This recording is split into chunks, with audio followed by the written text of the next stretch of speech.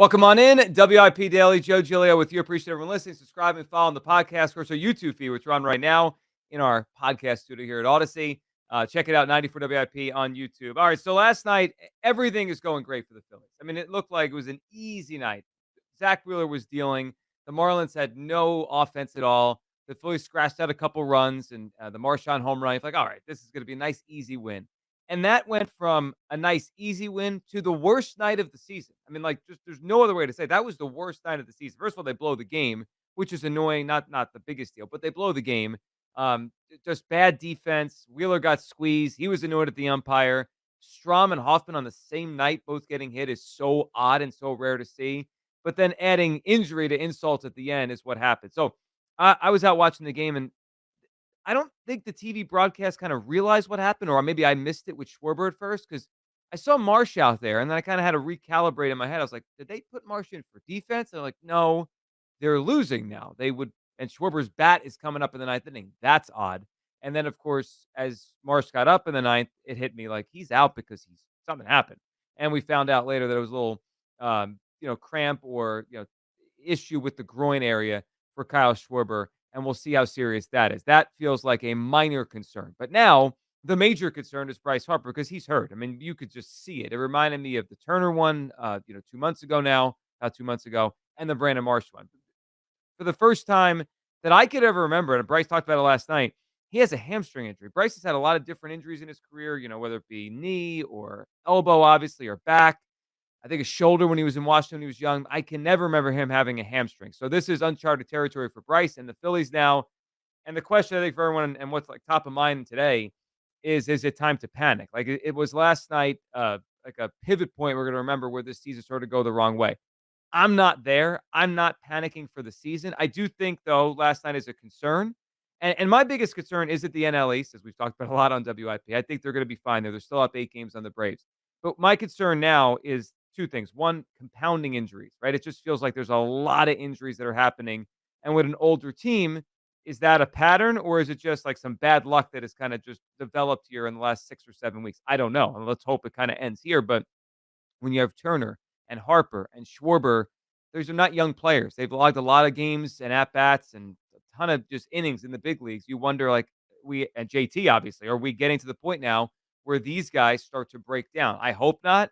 I don't think we're there yet, though. I think there's some sort of pattern now happening with Bryce Harper as years go by. He just doesn't play 150 plus games, and he hasn't for a long time. So that's a concern, and hopefully it's one that they could get calm down. None of these are season ending. None of them are super serious. We don't have the news on Bryce yet. If I had to guess, this is going to be like a Turner situation where he'll miss 6 or so weeks. Maybe it's a little bit better than that. And it's like Marsh and he's back in 3 weeks. I don't know. I'm not super concerned with the Schwarber one yet. That just feels like a precautionary thing. But I have some concern that this is an older team that's starting to have injuries. My bigger thing from last night and where my actual concern lies is like on the goals that we started to set for this team.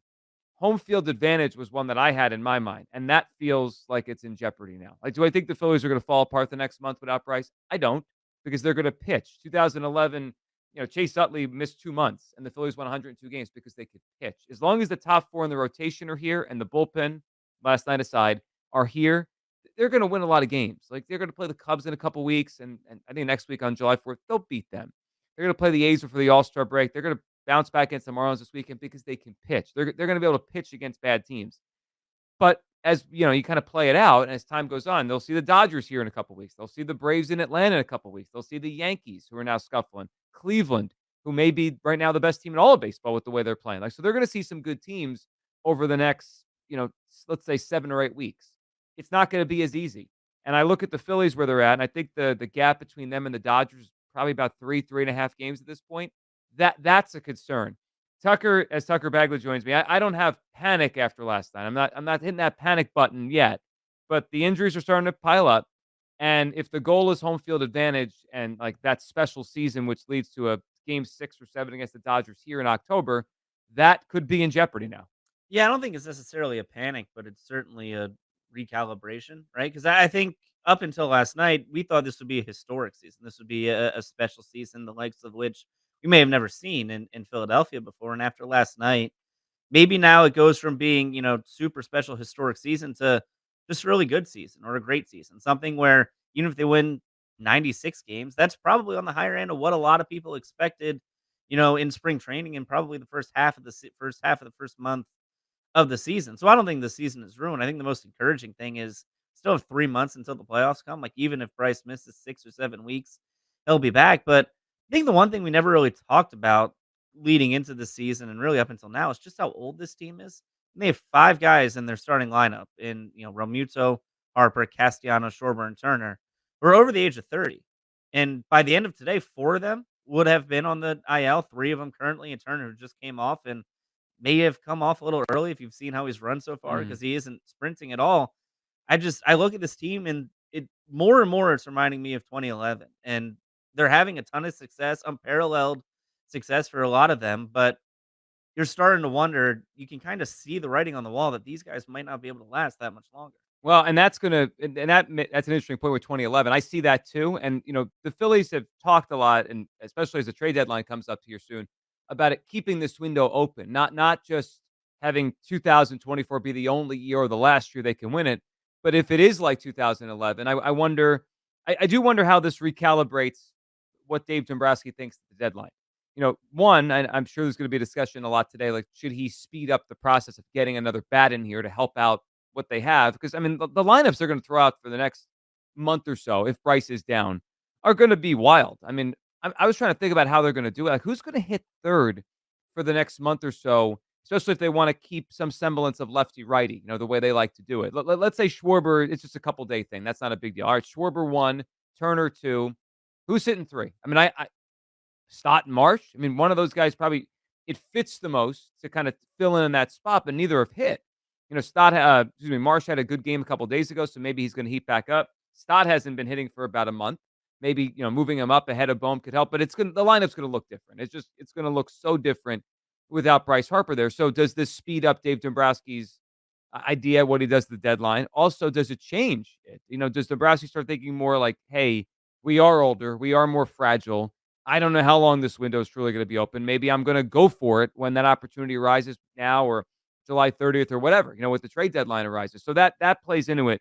The other thing we're going to see now is, the Phillies have to tread water, and I wonder if they're going to change the way they play a little bit, maybe a little bit less reliance on hitting home runs. Maybe they run a little bit more. Stott has run a lot this year, just hasn't gotten on base enough.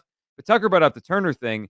That actually is now top of mind for me as I watch the game tonight and this weekend against the Marlins. What's going on with Trey Turner? Because, as you play out what life could be like for a short period without Bryce Harper, it's pretty obvious what has to happen for them to stay afloat, to keep a good lead on the Braves, to keep a lead on the Dodgers. They're going to need the other stars to hit and to hit like they're paid to hit. And when I say that, I mean Trey Turner, who has for the most part hit this year, right? He's in the 330s. He's had good offensive season. There's not been a tremendous amount of power with that, but look, I know no one's arguing with 330. But he's got to be healthy enough to play and hit. Trey is running. It looks like he's running at 50% right now, which is just bizarre. The play last night where it was a play at the plate on a ball that was hit. I don't know. That had to be 280 feet to right field. That I Tucker, usually Trey Turner on that kind of play is halfway walking to the dugout celebrating with his teammates by the time the ball gets to the catcher. He just got home. I had been wondering this for a few days because he DH'd last night.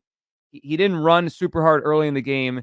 And I'm just like, is his hamstring still bothering him? Does he not want to let it rip? And then that play happened. I'm like, he's not running close to like he normally does. No, when I was at the game a week ago, last Friday, and he had a ground ball in the deep hole at short, and I thought, oh, that easy infield hit, no problem. He Yeah. was out by like 2 or 3 steps. Oh, that's odd, but it was only his first, game or 2 back. Like, it's gonna happen. And then last night he did the same thing. Another ground ball kind of deep in the hole, Mhm. and Tim Anderson made a great play. And same thing, like got him by a couple steps, and it was kind of like, well, he still isn't running. And then you mentioned that play at the plate, and Larry Anderson on radio was basically saying there's no way he's running this way if he's healthy. And it's commendable because he's still hitting. He had 2 doubles last night. He's still playing well. Maybe not in the field, but that's never been his MO. But he's still hitting. He's still being productive at the plate. But this is a guy whose game is built around speed. And right now, you said it, like he's running at like 60%. And it doesn't look like he's like not hustling, but he's clearly not the same runner that he was, 7 weeks ago before he got hurt. No, and they're going to need him now. Like, if we just play this out and we kind of can make a lineup or think about how the Phillies could be without without Bryce Harper for a little bit. They're going to need Trey Turner to hit like he has, and maybe even add a little more power than he's had so far this season, more like we saw in August and September last year, where he had a ton of power. The other guy, and it's so ironic because Tucker went over to the players that are 30 or older, right? The guys that have now shown some injury issues, and you wonder about that in the future. It's so funny with Nick Castellanos because he is the most frustrating of these players, right? He's the one people get most frustrated with watching. There is one thing about Castellanos, and I can't say anything but praise about it because he's the only one still standing, or has stood the whole season. He doesn't get hurt. Like, this is a time where Nick Castellanos' value actually, and if I'm Dave Dombrowski, I feel like this is why I signed him. Like, for the next 4 or 5 weeks, Nick Castellanos has to play every day, which he does anyway, and he's gonna have to produce, and he has been better, I would say, the last 3 weeks or so. If you look at his numbers the last 3 weeks, Nick Castellanos, I bet that OPS around 900, it's been pretty good. So they're gonna need Turner, who's a $300 million hitter, to hit a lot the next month without Bryce. They're gonna need Nick Castellanos. They're gonna need Alec Bohm, who has done a good job this year, and they're gonna need one of Stott or Marsh, who have been, they kind of fluctuate, who's actually hitting at the time and producing, to produce a lot, and that'll be their ticket to get out of this or get through it. Hopefully, JT back soon. Look, it was a bad night. It was the worst night of the Phillies season, and there was something, we brought up 2011, almost uncomfortably similar to like Ryan Howard going down. Now, this was not the same thing. This is not a playoff series, and Bryce is just a hamstring. But it was like, oh no, like just the way the game ended on that, especially because the game was over anyway. It was a 3-run game, and Bryce wasn't going to make it anyway. It was an uncomfortable ending. It was a frustrating ending. Not a panic button day, though. No, as long as these 4 pitchers to lead this rotation are there, we should not panic over the Phillies and what's going on. Concern, sure. Division, I'm not really worried. Home field advantage, yeah, that could change. I mean, the Dodgers, even without Mookie Betts, that's a machine. They're a 100 win machine every year. They're going to get there. They're going to have 100 and whatever wins, and the Phillies may not be able to match them anymore, which changes the equation in October. But no, it's not panic. Now what it is the Phillies have to really, like in 2011, just rely on their pitching. Victorino missed 30 games. Utley missed 2 months. I mean, they had a lot of guys out, and they went and got Hunter Pence. But the pitching in 2011, that's why they won 102 games. And if it happens again this year, which they're on pace for like 106, it's going to be the pitching again. As long as those pitchers are good, the Phillies are going to be fine. I'm not panicking, but boy, that was a tough night. Appreciate everyone listening, subscribing, following WIP Daily. Have a great weekend. We'll talk soon.